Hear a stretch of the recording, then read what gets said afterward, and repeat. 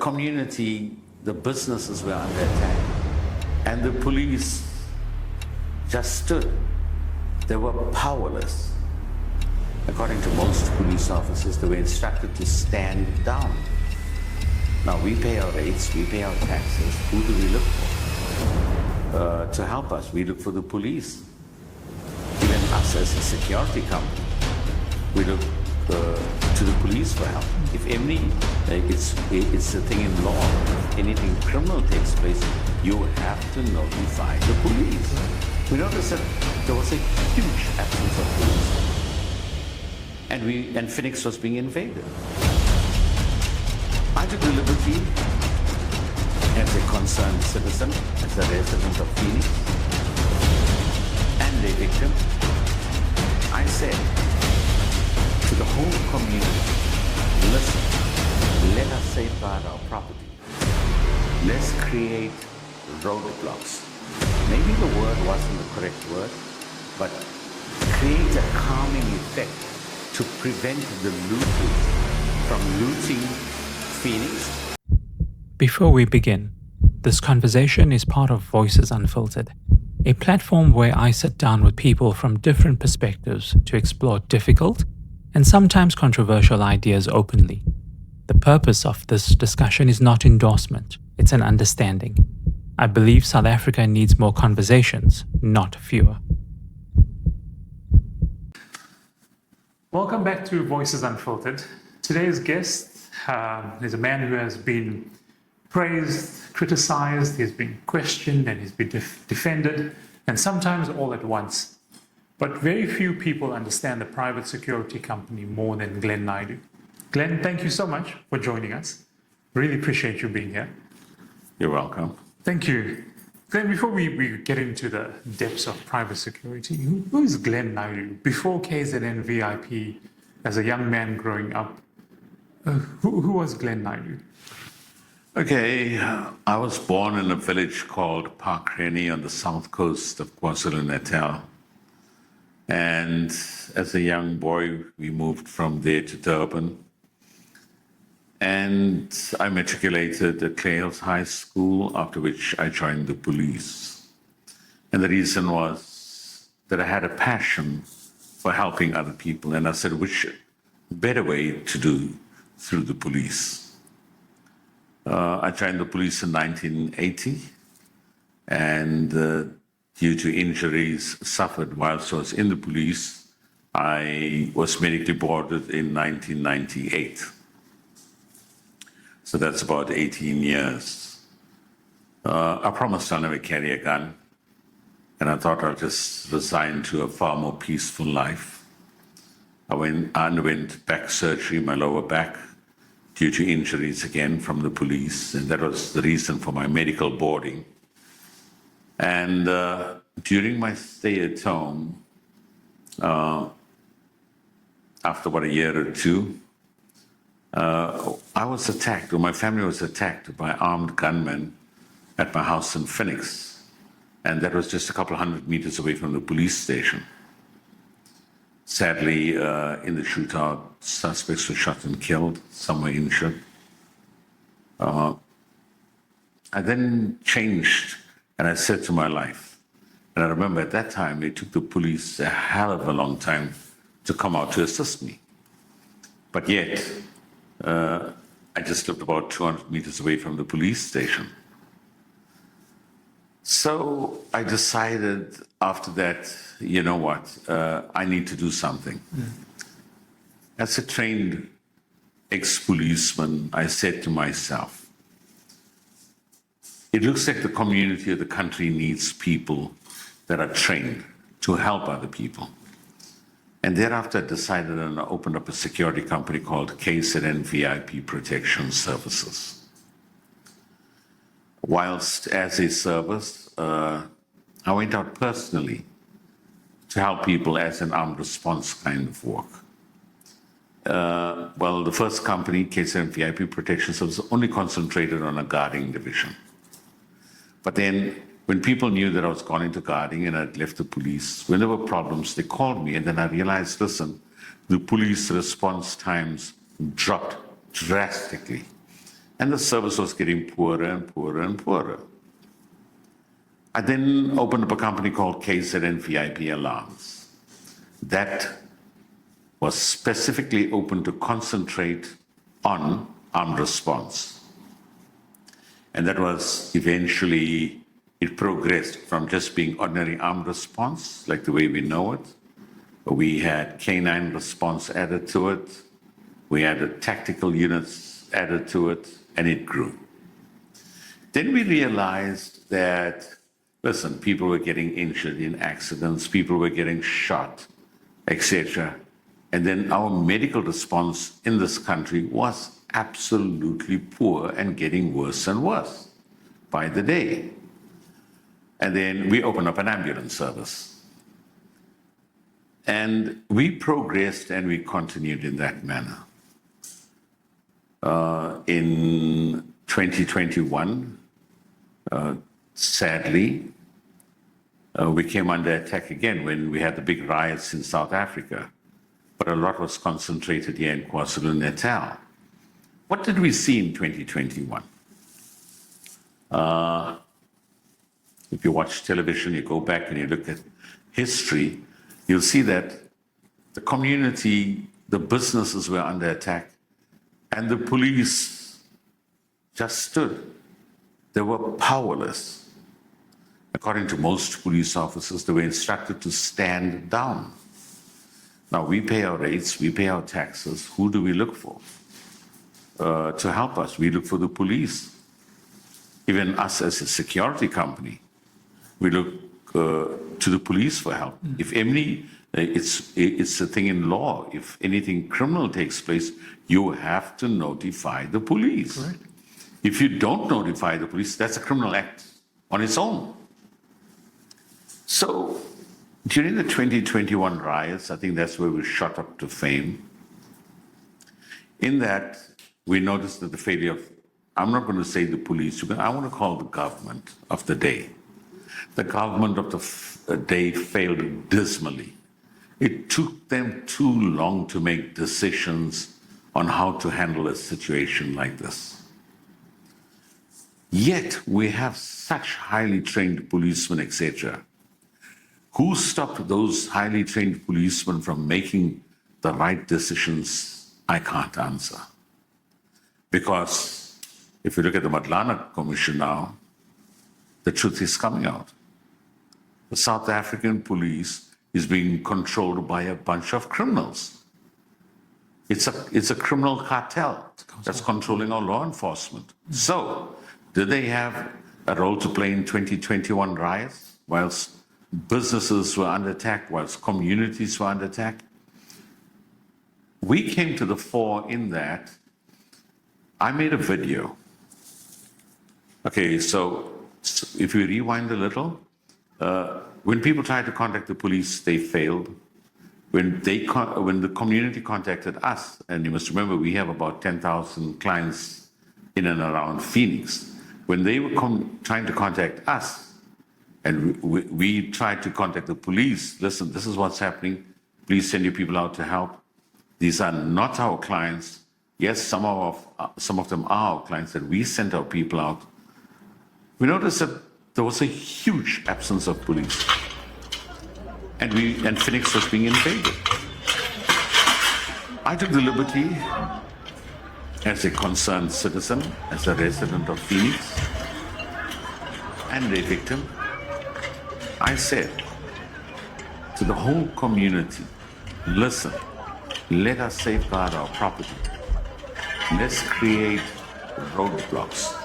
Maybe the word wasn't the correct word, but create a calming effect to prevent the looters from looting Phoenix, and also from other areas and business parks that were being looted. And then these looters were driving through Phoenix with van loads and truckloads of stuff. And sadly, 35 people died in this whole riot thing in Phoenix. Yes, we have criminals in Phoenix.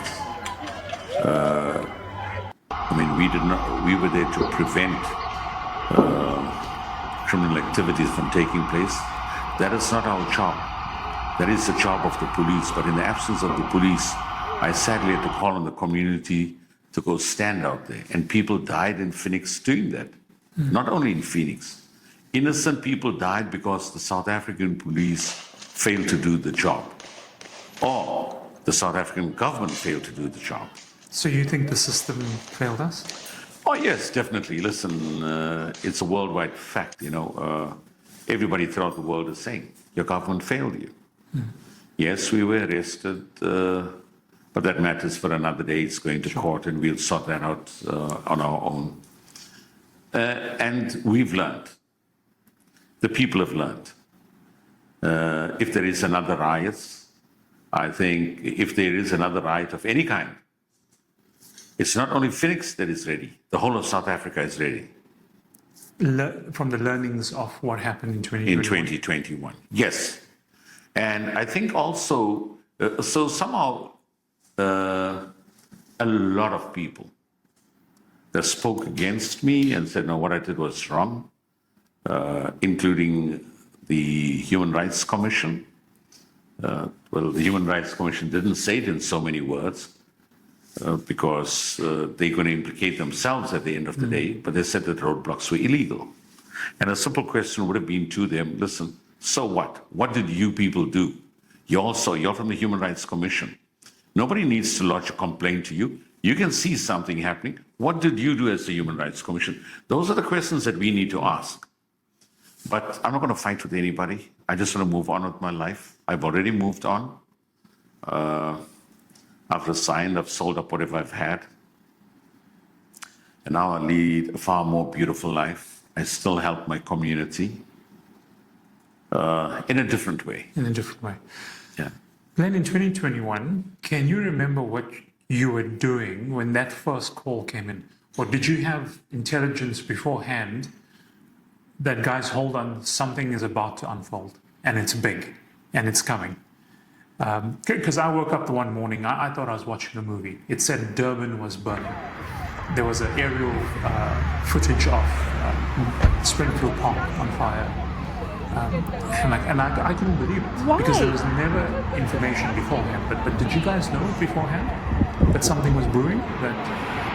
Well, not in so many words, but, we've been trained I've been trained and taught how to foresee things.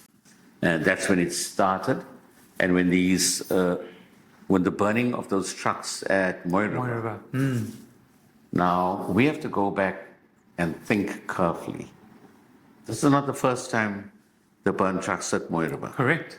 This is not the first time they burnt trucks in South Africa. That was the start.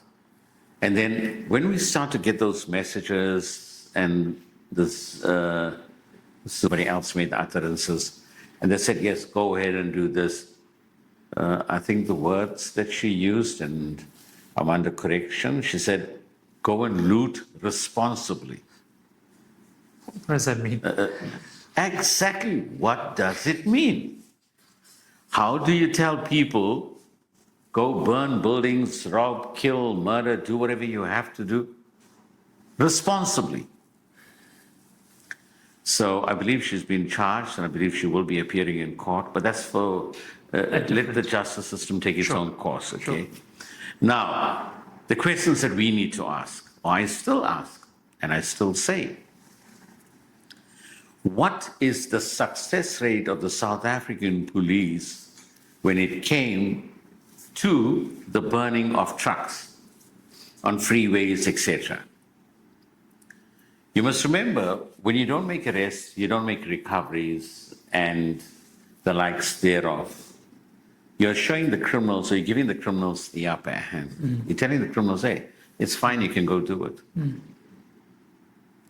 And I'm going to tell you, we've addressed this so many times, not only myself, other security company owners, other business owners, etc., where the police were complicit in, I'll put it in inverted commas, sponsoring these events to happen. When I say sponsoring, I'm talking about you're allowing these people to commit crimes, and then you stand and you look with your hands is all folded and you do nothing about it. No, we didn't. I was born here in South Africa. I'm a South African. You must treat me as a South African. When we first opened this company, we hired only MK members because when they came back from exile, at that time they had no jobs, but they were fully trained. Because you must remember, there's just a few criminal people that are creating these problems. Business people that are growing so well in our country, but they are being staggered by their own people who have this mafia tactics and are forcing people not to grow the businesses. We work hard. It's blood, sweat, and tears. And sadly, we can't afford to give our profits away to other people. So I think the business world has changed. I'm also very sad that the international business world, a lot of them have left South Africa for the same thing. But I want to show the international businesses, I want to also tell the South African businesses, security companies are very, very well prepared right now. And if something like this happens, I think we are ready to deploy. Glenn, did you ever feel like walking away? That maybe I don't want to be here anymore. I don't want to do this protection anymore. I mean, as you're getting older, it's time to slow down a little bit, enjoy the fruits of your hard work. Did you ever feel like walking away? Yeah, I've done so. I have walked away, but not that if I'm called back that I won't go. Yeah. If it's a matter of life and death, yes, I'll take up arms again if I have to. I'm going to say this, one of the reasons I walked away was I've lost trust in the police when they arrested me. They arrested me for having an unlicensed firearm during the riots. But my firearm is registered to KZ and VIP. So It is a security company firearm. It was fully licensed. So how did they come to a conclusion? Or was it just looking for? I think I was a scapegoat. They wanted to know, who's this man, Glen Naidoo? Who is this man that now can mobilize the whole of Phoenix? Where did he come from? We've never heard of him before. Why are the people listening to him? He is now a threat and is a danger. Do whatever you have to do. Put him inside. That's what I was told by a member of the South African police. Wow. Right? At the time of my own, also at the time of my arrest, or when I was arrested. And things that hurt me. My son was arrested and he was released. They assaulted him, members of the NIU. He was formally arrested, but he was never locked up in a cell. Why? Then my other son, the eldest son. So the police also raided my office premises, at that time my office premises, in this office that we're sitting. And they came in here with the task team from Pretoria with the NIU, etc. They said they came to do a firearm inspection. It was the first time I've ever seen a firearm inspection done with our building being surrounded on the inner perimeter, the outer perimeter by the NIU. All our staff were at gunpoint ordered out of our premises. And then I got into an altercation with the police. They wanted my control room to be shut down. I told them I refuse, and you will never close my control room down. Because if people had an emergency, and it's a matter of life and death, they contact the control room. You can't stop me from helping those people. If those people die, it'll be on your books. Eventually, they allowed me to do it. Now, we've got multiple companies in this business. Yes, correct. They chased out our medical and ambulance staff to get outside and stand in the cold. They chased out the VIP alarms company staff members. So what were they doing? Now the police used tactics like that. Listen, I've done what the police have done previously. So, I know the procedure. Don't come and use gangster tactics with me. I'm too old for that now. Yes, these are the things that made me decide and walk away from what I'm doing. But I want to say, oh yes, there's one more thing that I must talk about. And I can't wait for this to go to court. A certain brigadier, my one son, they came here to do a firearm inspection. You don't do a firearm inspection walking in with about 10 or 12 evidence bags in your hand. When you carry those big plastic evidence bags in your hand, you're saying, hey, I'm coming here to confiscate something. You know there's something here, right? No, why do you carry an evidence bag? You're here to pick up evidence. What evidence are you coming to pick up? What is the evidence? Yes. But then you also tell me, no, you're going to do a firearm inspection.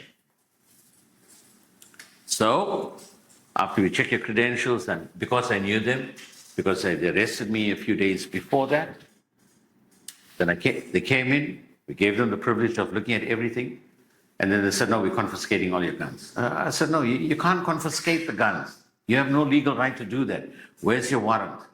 They said, no, we don't need a warrant. I know what I'm talking about. I'm an ex-policeman. He says, no, you told me that before. So I asked him, on whose instructions that you are taking my firearms? He said, no, it comes up from higher up, I can't tell you. Higher up. So who is higher up? Who is higher up? We are hoping all this will come out in court very, very soon. Because we're following the legal process, and it's going through that. Then the other, okay, so they take all the firearms away, and I was going to leave. I have a little homestead or a farm, if you can call it, where I do my social responsibility for my community. So I told them, okay, guys, you've got everything. You're going to confiscate it, it's fine. As long as at the end of the day, no one's going to be arrested here. Are you going to arrest anybody? Is there any reason for you all to arrest anyone? Because then I was going to stay. They told me, no, Mr. Naidoo, nobody's going to be arrested. We're just taking the firearms away, so I told me, you must give us SAP 30 numbers, blah, blah, blah. We asked and we demanded for a receipt. You take my guns away from me, you must give me a receipt. That is law, that is legal. Well, I think with anything, you Of take course. something from me, please give me a receipt. It's mine. I want it back. Yes. They took our firearms, we never got a receipt. Did you get the firearms back? Yes, we got All our of them? firearms back. Yes. Every one of them? Every one of them, but a lot of them were damaged. But that will come up in our civil claim against the police, where we're suing. I think telescopic sights are missing, and some sights are broken, and the gun butts were broken and loose. The front sights were damaged. There's a lot of other things. Brand new firearms kept in casings came back badly scratched and whatever. So how did that happen? I don't know. But so there's a lot of things. And then when we went to SAP Phoenix and we told them, hey guys, you know what? We need a receipt. We need a copy of the SAP 13. That is where you keep a register of all the things that are confiscated. Yes. And we were told, no, we can't give it to you. You need to go and obtain a court order to get it. But it's your possessions. It's my possession. Members of the South African police confiscated it. And suddenly we had to get a court order to get something that they have to legally give to me, which they failed to do. Notwithstanding that, well, if they wanted a court order, I went, I've got my attorneys. It costs us hundreds of thousands of rands in legal fees. And the High Court said, yes, return the firearms immediately. And then the shocking thing is, the South African police has a ballistics unit here in Amundsen Toti, I believe. That's probably after my time, but I am under the assumption that it should have went there. But we've heard that our firearms very conveniently left the province. Wow. To another ballistics unit in another province. Now, why all of this? And why was KZ and VIP targeted first? So there's a lot of things to be discussed there. I can't prove this, but I remember that at the time of the arrest of my son, excuse me, and shortly after that myself, I was busy mobilizing the people in Mumbai. We have armored vehicles. We have these nyalas.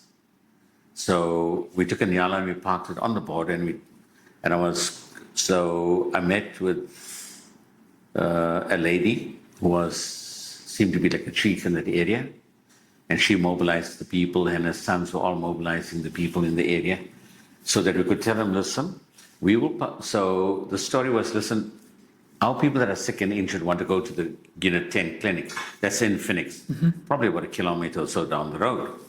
But they were scared and they didn't want to get attacked. So I told them, okay, fine. Listen, guys, I'll park an armored vehicle here to ensure that y'all don't get attacked. We will get an ambulance from KZN VIP, which we also own. It's one of our businesses. We said we'll put an ambulance there. We'll also put an armed response vehicle to stand up there. So if you want, your patients want to go, you guys can hop into the ambulance. We'll take you for free of charge down to the clinic, and when they finish, we can bring them back, escorted by the armed response. And the armored vehicle will stay here, so it'll keep the peace. But very conveniently on that day, my sons were arrested. Whilst I'm trying to broker peace and secure the border, I got arrested for the violence. So you put two and two together, and you can do the sums. Wow. So a lot of things have not been told. A lot of things Yes. have not been told. And for purposes of legality, obviously there's a lot that's going to happen moving forward. I didn't realize we were going to go so deep so quickly, but yeah. Yeah. Do you think private security companies, and I think you've alluded to that, are filling the gap where government policing has failed? So And across South Africa, not just KZN. yeah, so I think the Minister of Police has made some new utterances about patrollers, having a national patrollers unit, etc. I'm going to say this, and I think it is a very, very unfair thing that the South African police is doing. Firstly, number one, the South African police is being starved of finances to finance their operations. Nothing is free. I don't know, maybe 20% of the police vehicles are in police garages because they can't be repaired on time, they don't have a budget, and or whatever the case may be. The South African police has also very conveniently asked security companies to form a partnership to help them police as in manpower. Not to do the work of the police, but just to be there as force multipliers. It's good, it works both ways, but I also think that it should be very fair, or it's unfair that the police, what I haven't seen police officers go to security companies and say, right, listen guys, we have now formed, we've got MOUs with your company, so we know that we're going to help one another. I have not seen anybody come, or I've not heard, because I've been absent from the company for since late 2021. I haven't seen anybody come, or I've not been informed that, listen, a police officer has come into KZN VIP, hey, listen guys, we work with you. Now this is a procedure, protocol. We know what you have to do as a security officer. But on our side, we want to tell you, if you come here, this is what we expect. I'm talking about discipline. Like, I'll give you an example. Security officers have no right to search another person's vehicle, a civilian's vehicle. Never. Unless that the security officer's life is in danger, the guys are armed or whatever it is, to make yourself safe. At gunpoint, you can put the suspect, you can handcuff the suspect or restrain the suspect, right? If the suspect's in a vehicle, you can take them out. If you suspect anything illegal, you secure the crime scene, or you secure the scene until the police come and let the police take over. The South African police need to teach security personnel that. Why? Most security officers don't know it. I see security officers sometimes searching vehicles, and I ask them, listen, guys, you're not supposed to be doing that. Go ask the policeman to do it. Oh, the policeman gave me permission. I'm not interested. Something gets stolen tomorrow, you'll go sit in jail. Absolutely. Then there's something that nobody talks about. Now that the South African police have an MOU with security companies, now that the South African police are using CPF members, using patrollers at roadblocks, at raiding of drug dens, etc. What happens if that security officer dies or seriously gets injured as a result of that action? Whose responsibility is it going to be? Yes, you're volunteering your services. Sure. But who's the police are telling you, listen, hey guys, we need you guys here to help us. You're saying, okay, I volunteer. How much of training does that particular security officer have to do what the police expect him to do?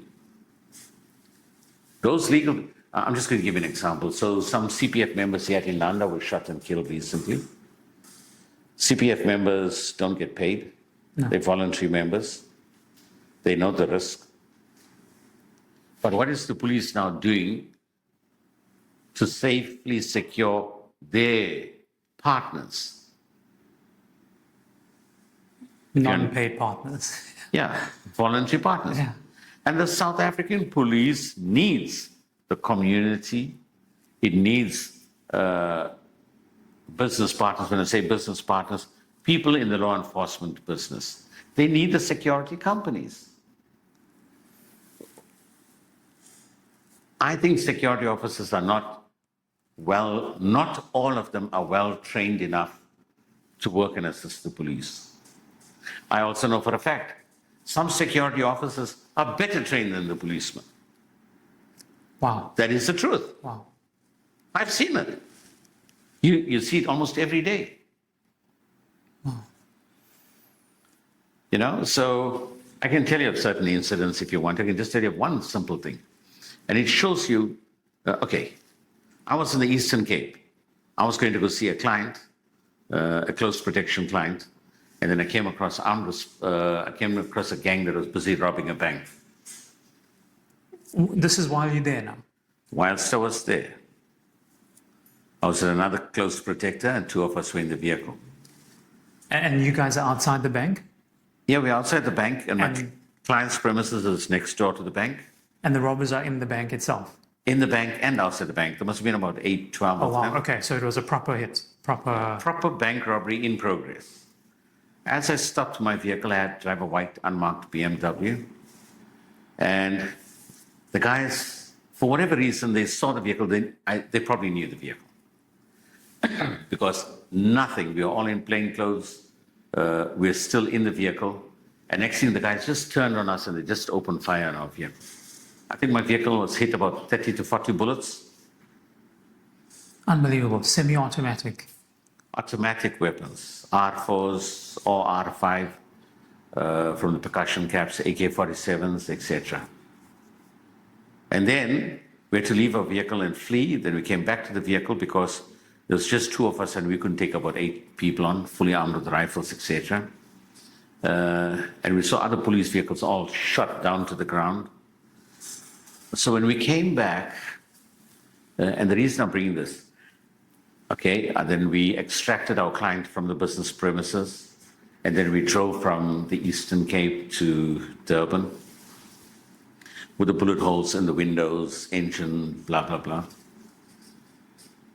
And the sad thing is when we came, I live in Phoenix, and I phoned the police station to me, listen, I've just come back from the Eastern Cape and my vehicle's been shot. I'm not injured, none of us are injured or whatever it is. Please, we need to make a statement and tell you that, you know, what has happened, what transpired. I think the guy was a sergeant, and he came there. You know what he told me? What? Hey, sad story, but you say this happened in the Eastern Cape.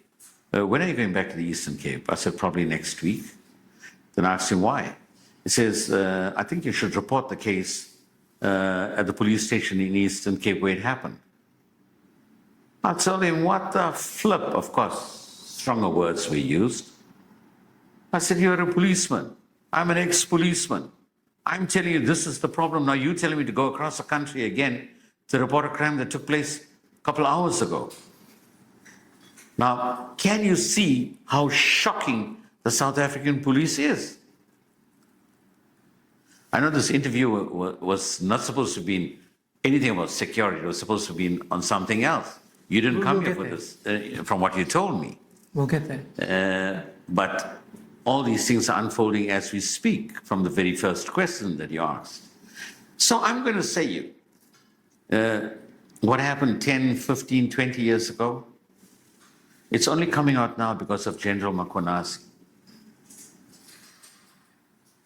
There are 1,000 General Makwanasis, or tens of thousands of General Makwanasis in the South African police.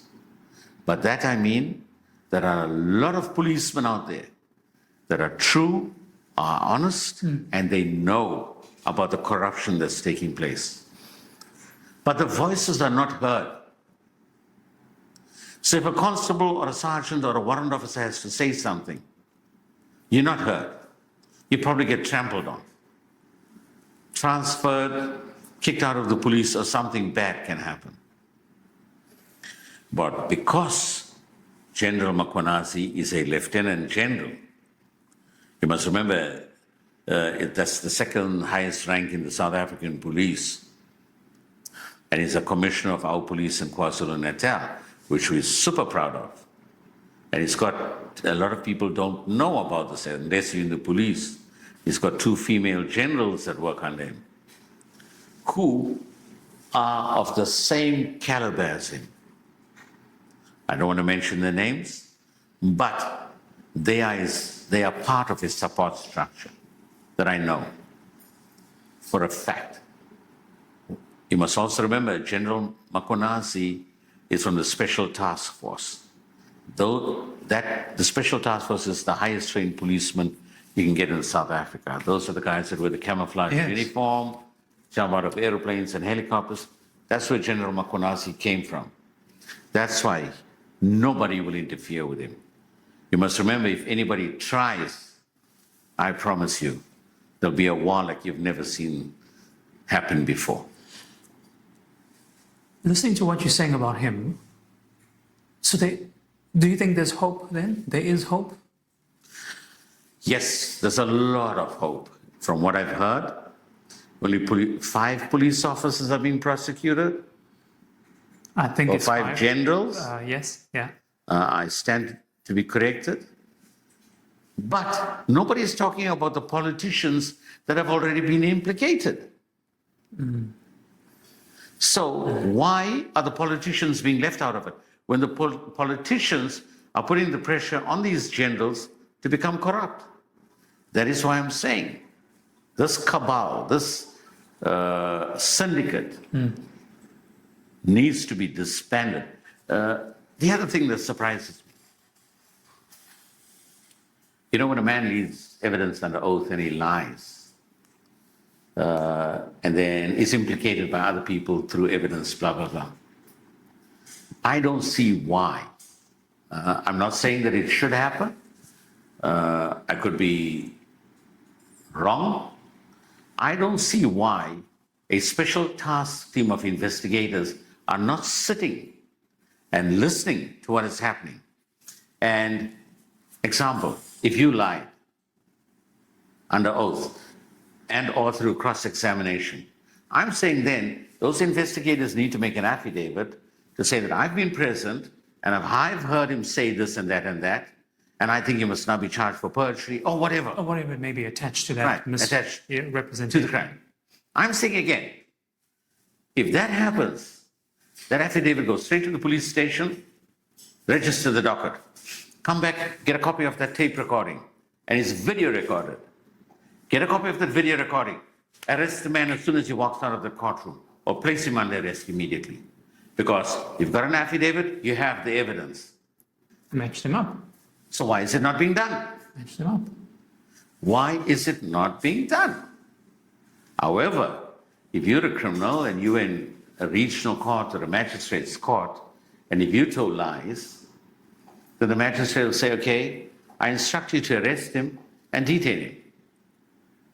Make out the necessary affidavits, blah, blah, blah. It happens. They don't say, let's go investigate the case. I'm also saying it's not the first thing that people should do.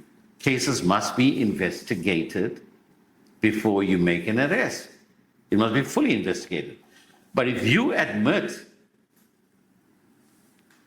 when you lead your evidence in chief, why do you need all the investigation?